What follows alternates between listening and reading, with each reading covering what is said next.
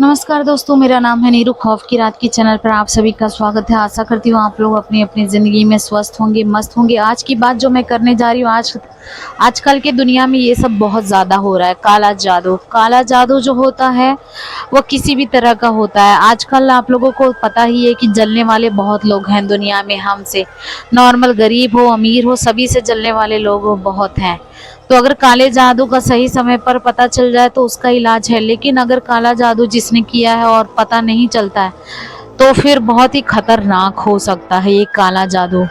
आप लोगों ने सुना ही होगा कि अगर किसी को काला जादू करना है तो वो इंसान का या तो बाल या तो नाखून या तो कपड़ा या तो कोई ना कोई ऐसी चीज जो रहेगा वो लेकर काला जादू करता है। और ये सारी चीजें सच में नकारात्मक शक्तियां होती हैं। भले ही वो काला जादू जो करता है वो इंसान का बाद में बुरा होता है, लेकिन पहले जो सामने वाले के ऊपर किया रहता है उसके साथ भी बुरा होता है। ये कहानी मेरी दोस्त की है। उसकी माँ के साथ बहुत बुरा हुआ। आखिर में क्या क्या होता है आप लोग देखिए। उसकी माँ के ऊपर किसी ने काला जादू कर दिया था। तो वो अचानक से काला जादू जब भी करते हैं तो वो किसी ना किसी बीमारी का रूप ले लेगी, या खून की उल्टियाँ चालू हो जाएंगी, या कोई बड़ी बीमारी हो जाएगी। सभी को लगता है कि कोई बड़ी बीमारी होगी, लेकिन वो असलियत में कोई बीमारी नहीं रहती, वो काला जादू रहता है। आज बहुत सारे सेलिब्रिटीज का आपने न्यूज़ सुना होगा कि सारा अली खान के बाल को किसी ने हाथ लगाया, ट्रोल किया, किसी से एक्टर के बाल को हाथ लगाया। ये सब काला जादू करने के लिए किया जाता है। किसी का बाल ले लो, नाखून ले लो, फेंका हुआ कपड़ा ले लो, चप्पल ले लो, जूता ले लो, घड़ी, कोई भी एक सामान काफी है काला जादू करने के लिए।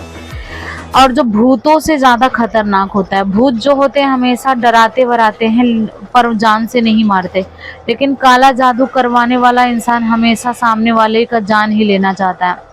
मेरी दोस्त जो है रीमा मुंबई में रहती थी, उसकी माँ के साथ, और दो छोटे भाई बहन थे और डैडी थे उनके। तो ये सब लोग खुशहाल जिंदगी व्यतीत कर रहे थे। अचानक से उसकी माँ को एक बड़ी सी बीमारी हो गई, कैंसर, जो कि उसकी माँ को पहले कोई आज तक ना बीमारी हुई थी, ना एक बुखार तक नहीं होता था। अचानक से इतनी हेल्दी वुमेन को अचानक से कैसे इतनी बड़ी बीमारी हो गई। तो वह ट्रीटमेंट कराती रही मेरी फ्रेंड रीमा, लेकिन कुछ फायदा नहीं हो रहा था। जब वो हॉस्टल में गई, मतलब जहाँ टाटा हॉस्टल में उसकी माँ के ट्रीटमेंट के लिए गई, वहाँ पर बहुत सारे पेशेंट थे, पहले से ही मौजूद थे। तो उन पेशेंट भी, किसी को ब्रेन ट्यूमर था, किसी को ब्लड कैंसर था, किसी को बोन का कैंसर था, मतलब बहुत सारे पेशेंट थे। उनमें से एक पेशेंट जो आया था, गांव से आया था। उसको कभी भी ब्लड चढ़ाओ तो ब्लड चढ़ता ही नहीं था, रिवर्स ले लेता था। डॉक्टर भी इस बात को समझ नहीं पाते थे। और वो औरत हमेशा जो है वो चिकन खाने के लिए ही जिद करती थी। तो लोगों ने बताया कि मतलब ऐसा तो बहुत बुरा, ये निगेटिव नकारात्मक शक्ति हो सकती है, क्योंकि जिस बीमारी का पता डॉक्टर भी नहीं लगा पा रहे हैं, वो ब्लड चढ़ा रहे हैं डेली और वो ब्लड रिवर्स ले रहा है, तो कुछ तो गड़बड़ है।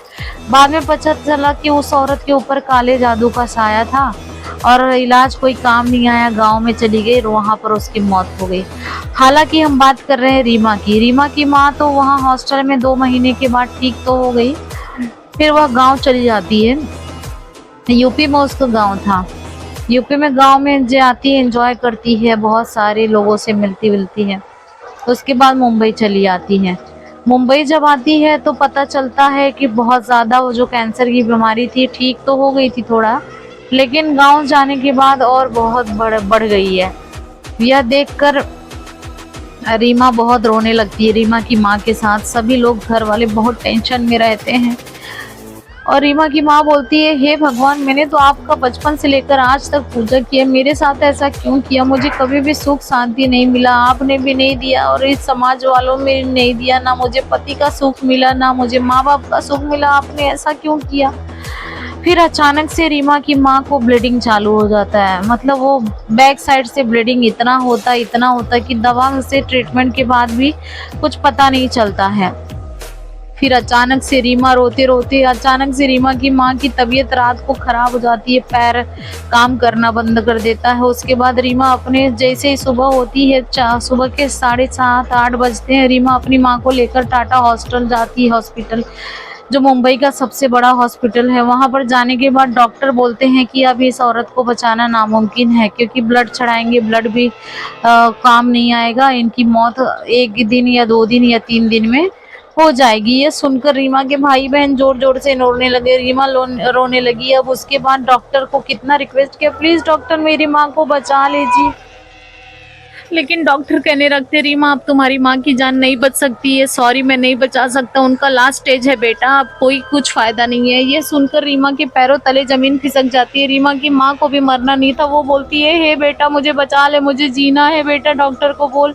लेकिन उसका भाई बोलता है, माँ अब तो नहीं बच सकती, ऐसा डॉक्टर ने कह दिया है। ऐसा सुनकर उसकी माँ बेहोश हो जाती है। उसके बाद लेकर जाते हैं गाड़ी में बिठाकर, टैक्सी वैक्सी जल्दी जल्दी रीमा बुक करवाती है और लेकर जाने लगती। तभी रास्ते में रीमा की माँ की मौत हो जाती है। यह देखकर उसके सारे भाई बहन जोर जोर से चिल्लाने लगते। तभी टैक्सी ड्राइवर बहुत ज्यादा डर जाता है। बोलता, मैडम मैडम प्लीज अपने भाई बहन को शांत करवाइए, वरना मुझे पुलिस हो जाएगा, क्योंकि डेड बॉडी ले जाना अलाउ नहीं है। जिंदा थी आपकी माँ इसलिए बिठाया था, लेकिन अब मर गई, प्लीज आप लोग शांत रहिए, घर तक पहुंचा देता हूँ।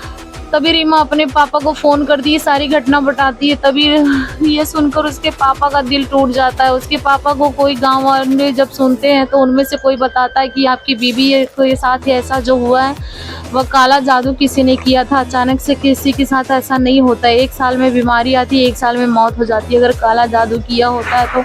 यह सुनकर उसके पापा के पैरों तले जमीन खिसक जाती है कि भाई साहब आपने पहले क्यों नहीं बताया। वो बोले, अगर मुझे पहले पता होता तो मैं जरूर आपको बताता, इसका कोई तोड़ मिल जाता आपको, लेकिन अब बहुत देर हो चुकी थी। रीमा भी बहुत रो रही थी, रीमा के पापा रो रहे थे, भाई बहन सभी जोर जोर से रो रहे थे, क्योंकि उस गांव में बहुत सारे रीमा की माँ के दुश्मन थे, जिसकी वजह से उसी में से किसी ने काला जादू कर दिया था। इसीलिए दोस्तों मैं आप लोगों से शेयर कर रही हूँ ये कहानी, क्योंकि आजकल की दुनिया में जलने वाले बहुत लोग हैं। कोई भी अगर जलता है तो काला जादू करवा देता है। इसलिए अपने बॉडी के, अपने सामान का ध्यान रखिए कि कोई ले जा नहीं पा रहा है। रीमा की माँ का सही समय पर यह सब पता चला होता तो आज रीमा की माँ जिंदा होती, क्योंकि काला जादू का कोई तोड़ मिल जाता है, लेकिन वो जब पता चले तब लोगों को लगता है कि बीमारी है, ये है, वो है, क्योंकि काला जादू की शुरुआत ही ऐसे होती है, कोई अचानक से बीमार पड़ जाता है तो लोगों को लगता है बीमारी है, हॉस्पिटल ले जाते हैं, लेकिन हॉस्पिटल से भी कुछ फ़ायदा नहीं होता दोस्तों। इसीलिए जब भी आपको अचानक से घर में मुसीबत आए, गरीबी आए, कुछ अचानक से बीमारी पे बीमारी, बीमारी पे बीमारी आए,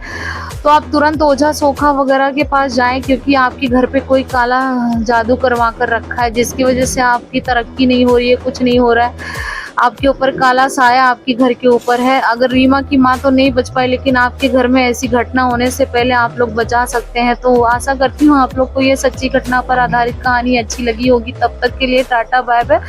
कहानी को ज़्यादा से ज़्यादा शेयर कीजिए। थैंक यू दोस्तों, बाय बाय।